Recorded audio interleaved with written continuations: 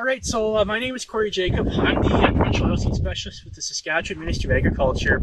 And today we're out at ICDC at Outlook where we have a demo plot where we're basically comparing two varieties of mustard. So AAC Yellow 80, a composite, and hybrid brown 18, hybrid brown mustard, and then a composite yellow mustard to, in the plots, L233P canola grown under irrigation. And it's just to give farmers, just to promote with the new mustard varieties, to promote considering a hybrid or composite mustard under irrigation.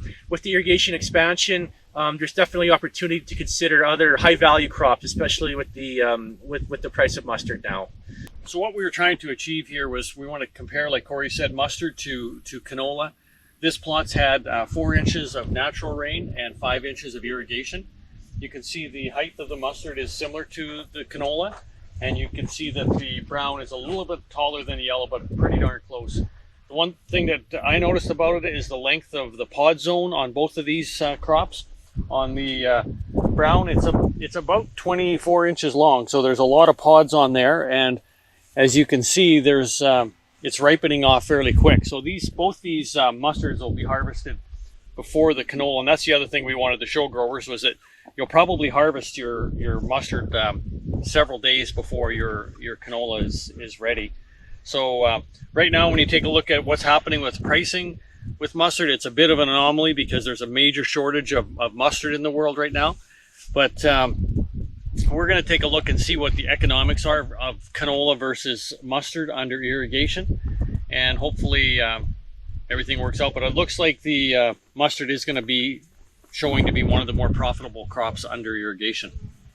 So there's been some questions like why the price of mustard is so high right now. If you take a look back, it started about 2 to 3 years ago where our mustard acres fell from 500,000 acres a year, which is pretty traditional for us, down to 300,000. Some of that was taken by canola, some was taken by pulses. Just profitability kind of drove that. And so we ended up in a situation where we had 2 years of 300,000 acres, and we used up the ending inventories. There wasn't any carryover inventory. And then we went into last year again with 300,000 acres, and as everybody knows, we had a big drought, and so the yields were about half of normal last year.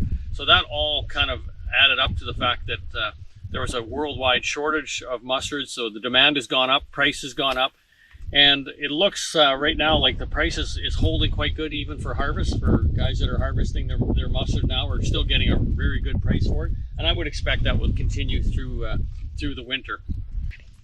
All right, so we also have a strategic field program project on the brown 18. Because it's a hybrid, we wanted to see how it responded or to differing nitrogen rates and differing seeding rates. We don't have a site here at Outlook, but we have a site at Redvers, Swift Current, and Indian Head for the project. And basically, because it's a hybrid, like canola, we have a hybrid now versus the open pollinated. We wanted to see how it would respond to different seeding rates. So if we could knock the seeding rates back, something to like we've seen with canola, and as well with the different nitrogen rates, if it would respond to more intense management or higher yields when we're upping the nitrogen.